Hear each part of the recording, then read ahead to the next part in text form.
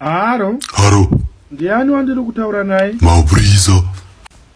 Mapurisa ekupi? Mapurisa. Ndiri kudiwa kumapurisa kuti ndaita sei? Waita nyaya dzakawanda. Handikuziye kumapurisa eni kunoitwa nezvei?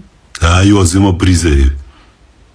Handikuzive kupolisi kwacho kumapurisa. Unogara ipi? Ndinotogara mubhodha padhuze pabhodha po. Papi? Beitbridge. Kune mapurisa ekukwa? Handikuziye kumapurisa kwacho kunoitwa nezveiko. Mhosva yangu ndeyeko yandazodziwe kumapurisa. Haiwe mari wedhidi bati. Ndidi.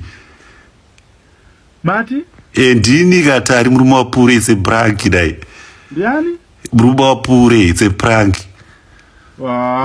It's a prank. Ega. Musaita zvokutamba neni kai ndine BP, ndine asthma, ndine arthritis, ndine sugar kai. Musaita zvokutamba neni wazvinzwa brati shiti futseki wako. Musaita nditambe ne wazvinzwa. Kuri eno ndanga ndafa ndaita sei? Kufa ega kubana. Naiwa ndite zvemapurengi musamboita pray neni. Mufunge henyuka.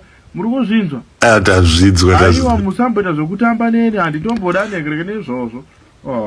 Ndine fashukwa neBP vanotaura kuti prank. Munotamba neni kuti ndetamba nawo wada kundijairira manje.